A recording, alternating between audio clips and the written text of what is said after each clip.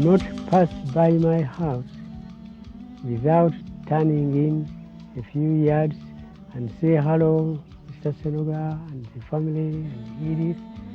And I always think of him as being like a light. Wherever he went, he was beautiful, a beautiful soul. There's something about looking in his face and seeing that glorious smile and feeling love just penetrate my being. And he was very powerful, yet very noble, and very gentle and warm. And the way he talks with people, he talks in a very polite way, and he knows what you mean in your heart. What a beautiful soul.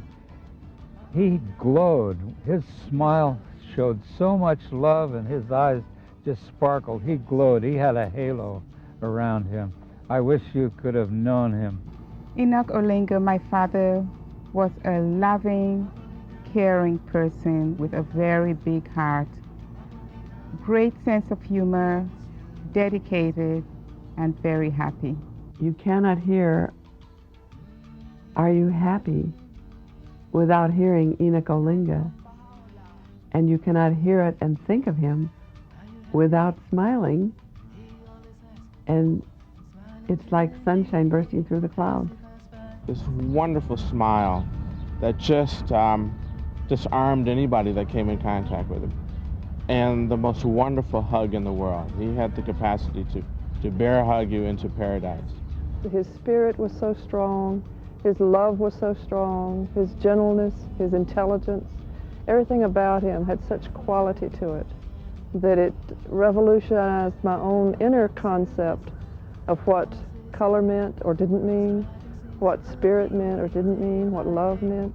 He was such a loving person, unifying person. I'm telling you, and the love of Mr. Olinga was, I'm telling you, beyond, had no boundaries. I'm telling you. And I miss him. I remember not exactly the words that he used, but more the feeling that I had. And I walked away thinking, this must have been what it was like to have met a disciple. We all love you. Baha'u'llah, we all miss you. Yes, we do. Deep in the heart of Africa, Enoch Olinga was born on June 24, 1926, in a tiny village among the Teso tribe in northeastern Uganda. Even from his early years, the people of Tiling noticed his qualities of love and kindness. He was born at Tiling, and he grew in Tiling, and also went to the school in Mora Primary, where we are together. So he was a very, very friendly young man. He was a quiet boy and loving, and he used to love especially children. Where he comes across where he visits, he wants to sit down and talk to the children and encourage them and ask them questions and laugh with them.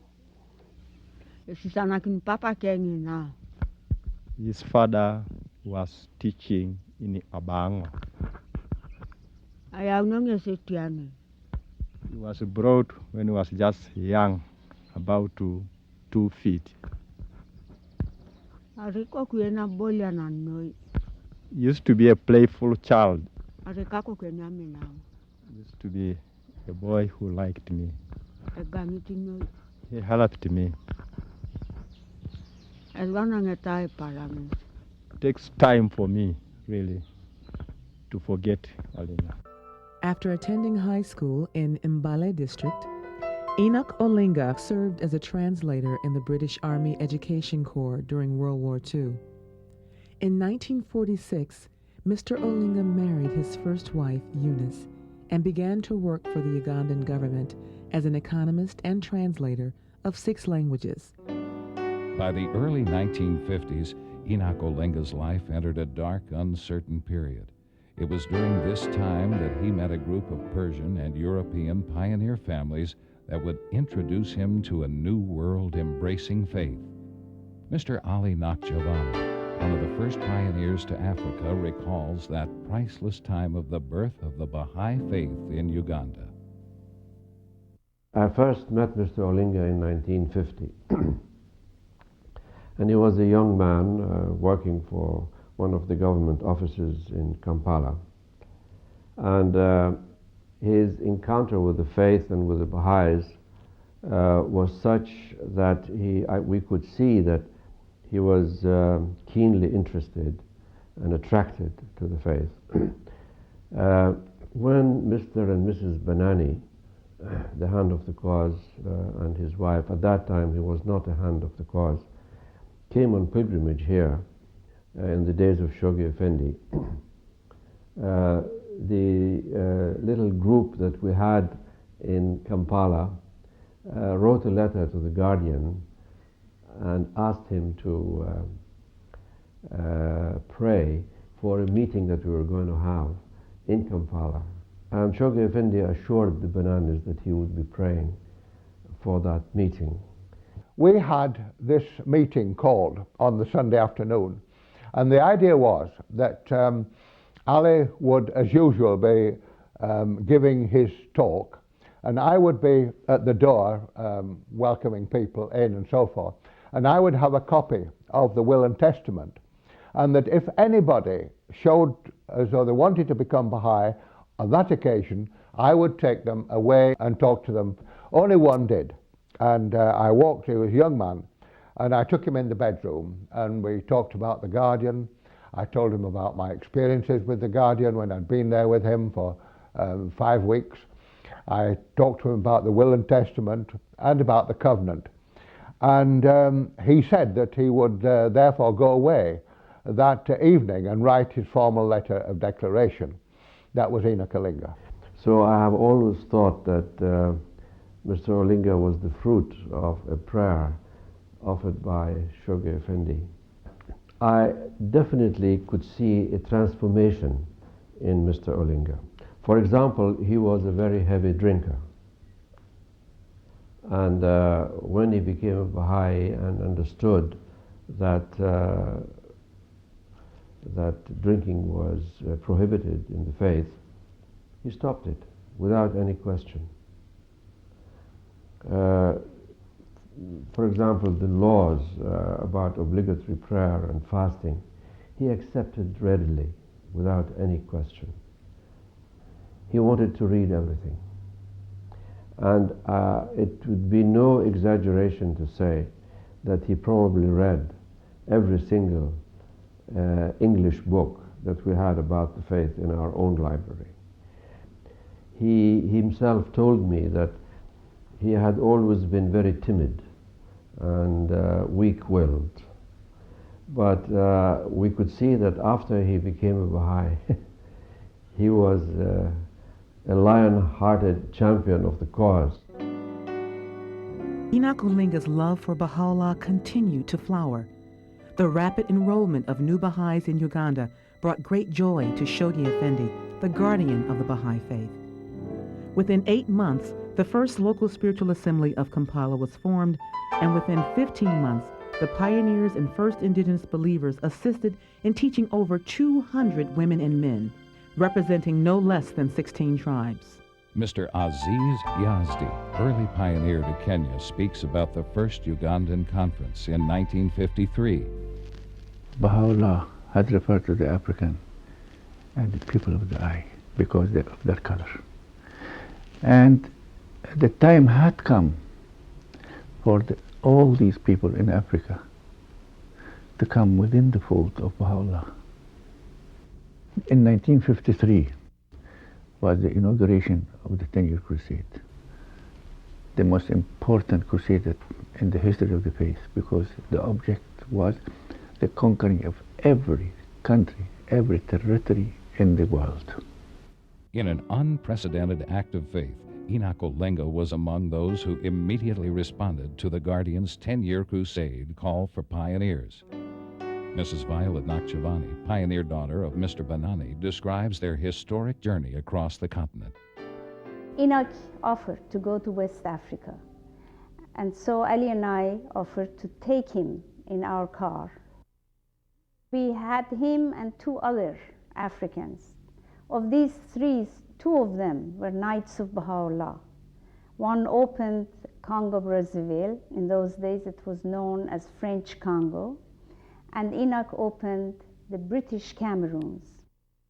Halfway up this jungle, we had problem with the car and we were stranded in a village. And Enoch, after prayers and consultation, it was decided that Enoch was the one who had to walk. And we did not see him until 36 hours later when we were able to join him. He told us what happened the first night when he had contracted dysentery and he was quite ill and feverish and very frightened and depressed. And when he went to bed, he thought to himself, what am I doing here in the middle of this frightful jungle and unfamiliar people? And if they kill me, nobody will know, and I have left my family and my home. Why am I doing it? It was a real test of his life. And he said he fell asleep with that thought, and he had a dream. He dreamt of the beloved guardian. He said he dreamt that he was fallen in mud, and Shoghi Effendi came to him and lifted him up and took him in his arms and told him, I am well pleased with you.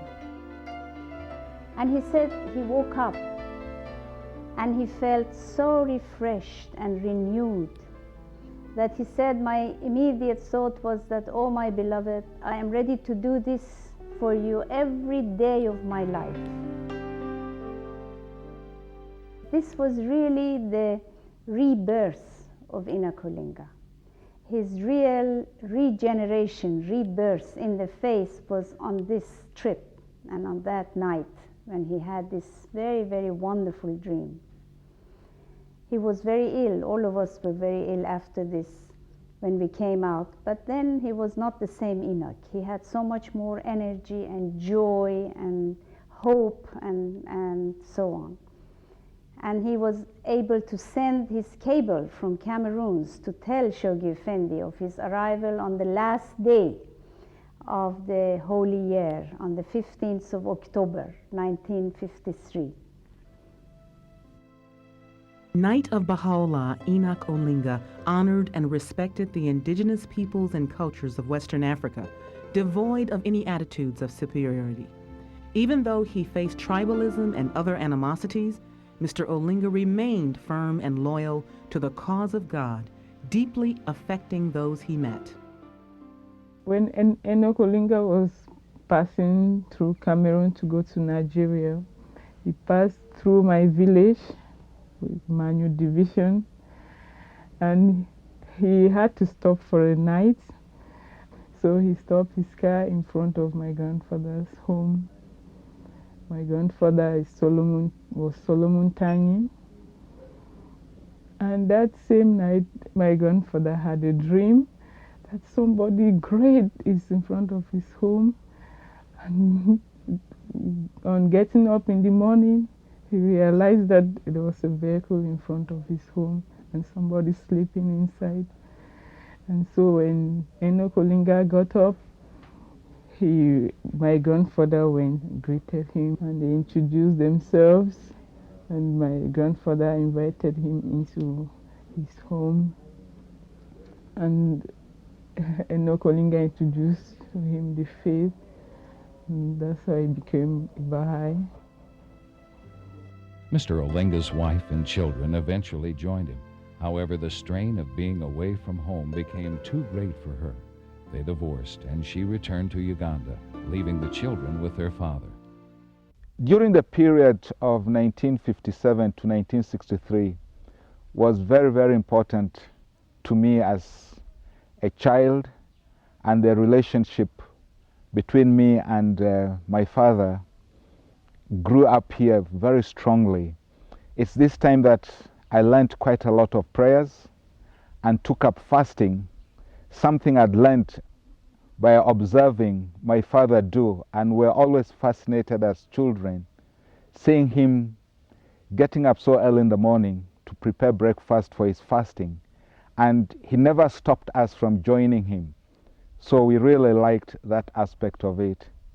And it's also during this period that I always looked forward to going on traveling, teaching trips with him, especially over the weekends. I was certain that he will never leave me behind if he went on a teaching trip at the weekend.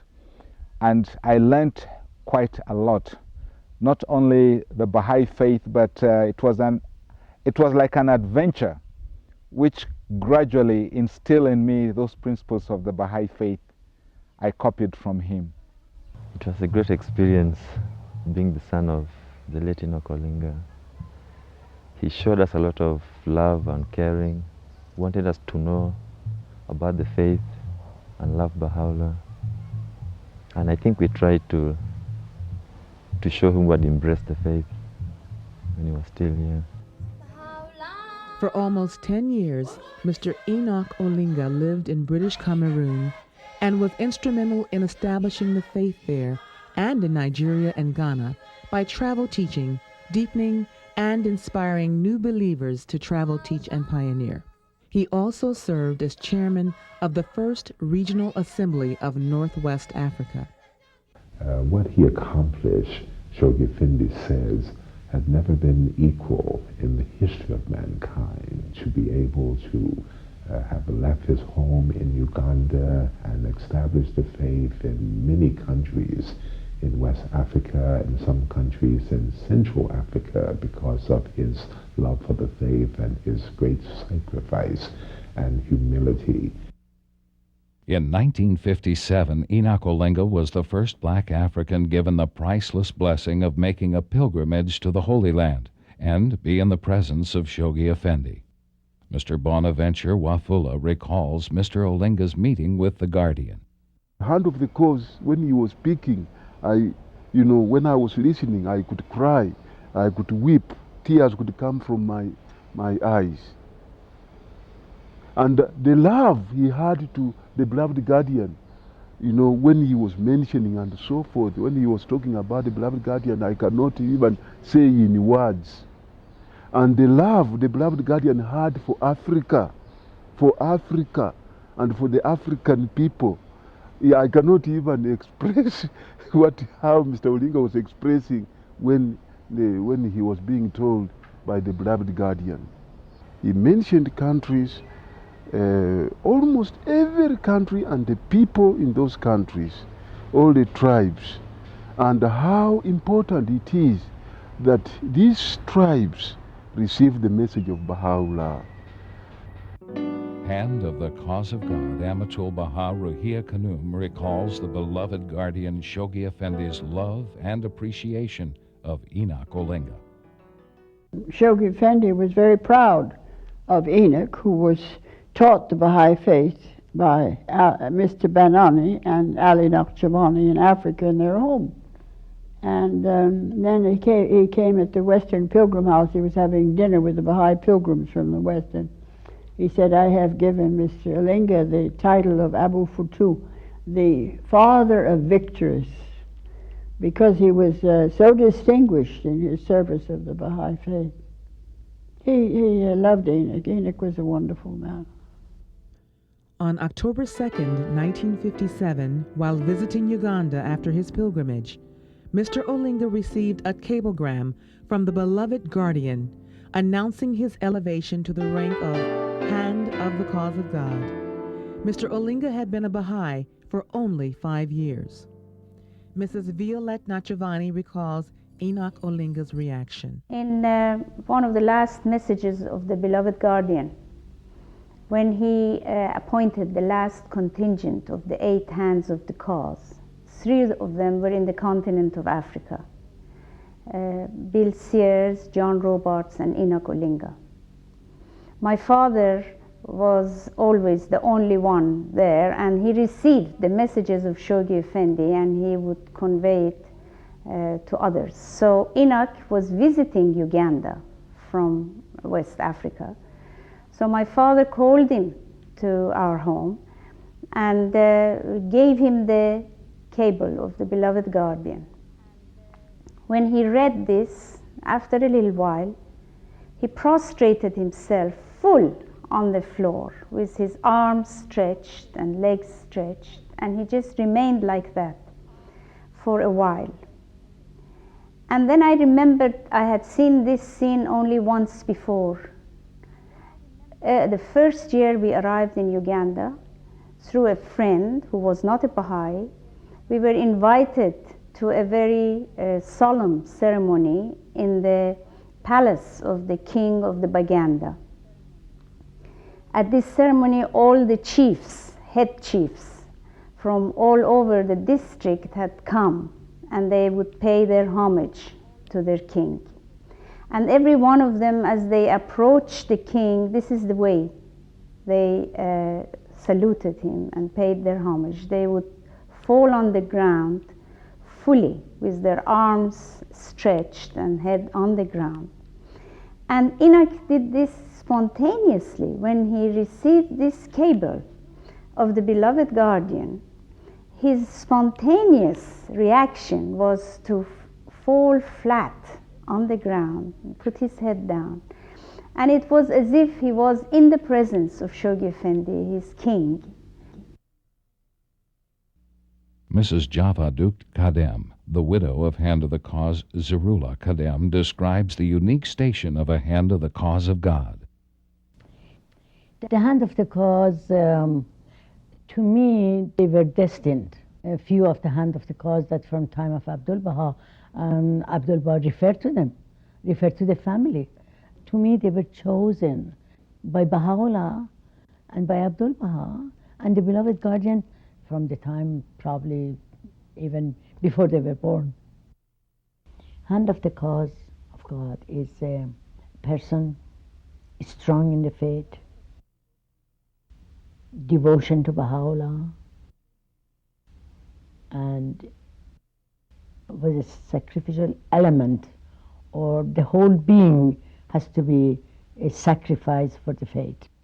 Made people happy, made people confirm, and made people understanding that the faith of God is for service and happiness. It's a joyful thing.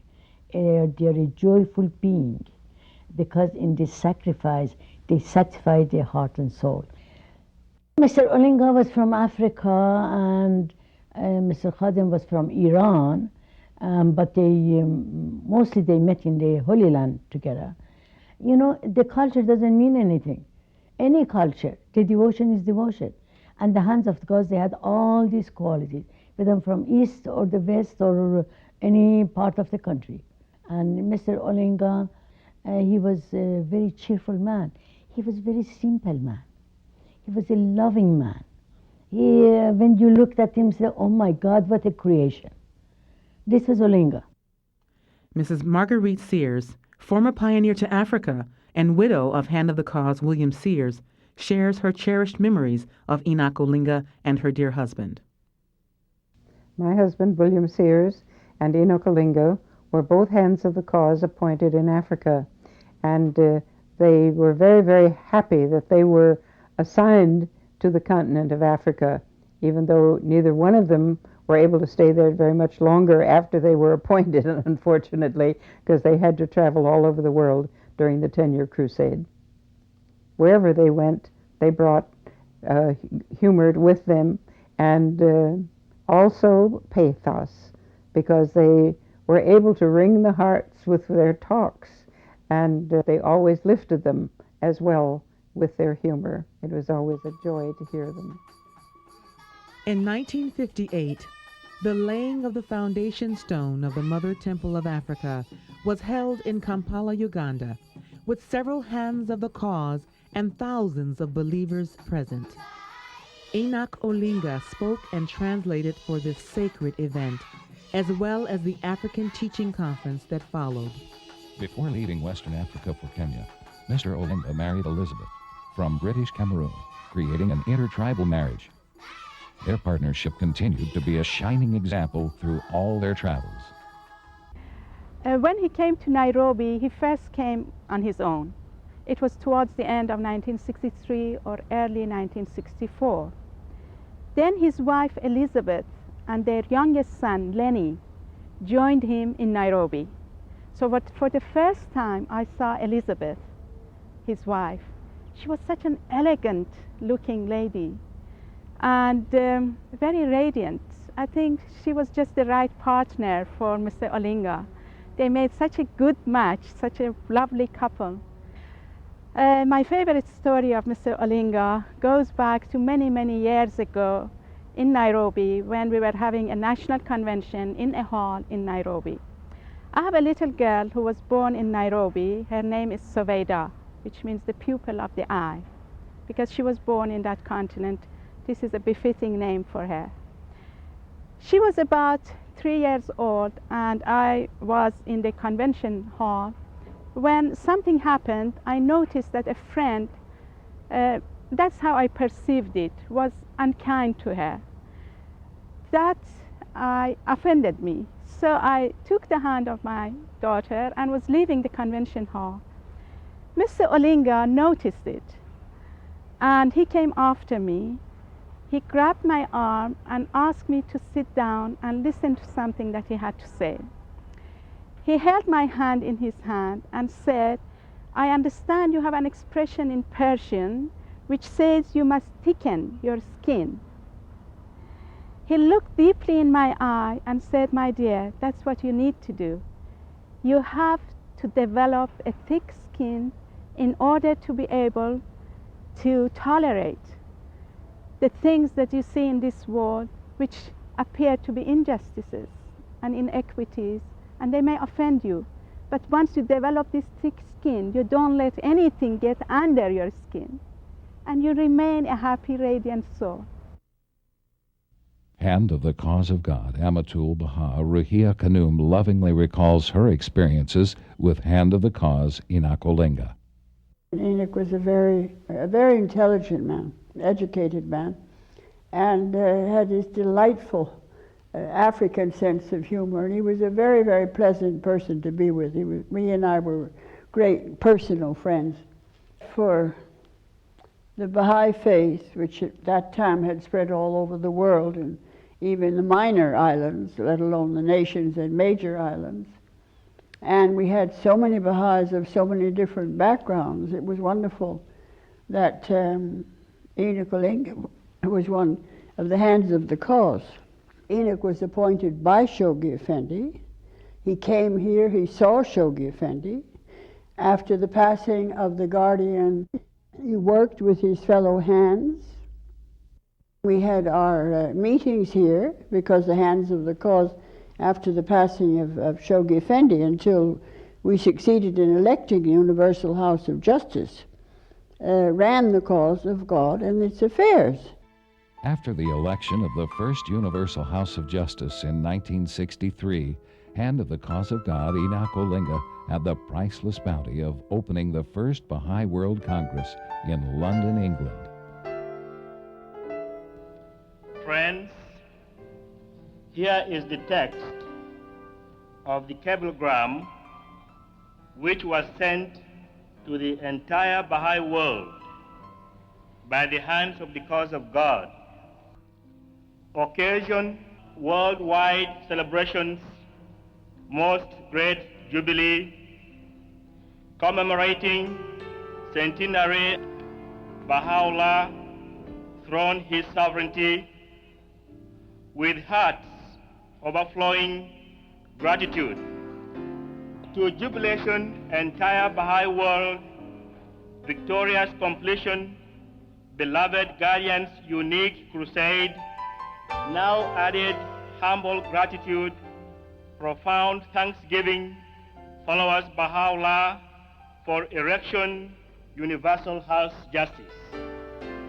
August body to whom all believers must turn, whose destiny is to guide unfoldment his embryonic world order through administrative institutions prescribed by Baha'u'llah, elaborated by Abdul Baha, laboriously erected by Shogi Effendi, and ensure early dawn golden age phase, when the word of the Lord will cover the earth as the waters cover the sea.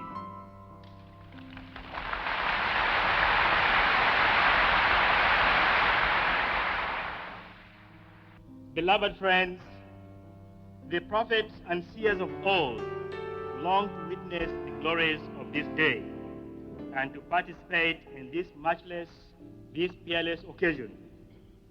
Without the slightest doubt, however, these holy souls and denizens of still much higher and loftier spiritual worlds are rejoicing with us today, are watching with delight what we are doing, guiding and inspiring us. At this juncture, beloved friends, I would urge you all to strive to banish every conceivable detracting thought which may race through your minds, and submerge yourselves in the sea of spiritual communion and experience. Friends, the beloved of our hearts, our beloved Shogi Effendi, is in our midst now. It is a tremendous joy and relief to know that he is with us, pouring into our minds, soothing and strengthening us with his thoughts. And if we gaze more keenly, friends, we shall see our vision expanding further and further. May the blessings of Baha'u'llah be with us all and enable us to fully appreciate the greatness of his station and of this day, so that we may, when we return to our respective homes and countries, make use of the dynamic forces which have been released during this time. Friends, Allahu Akbar.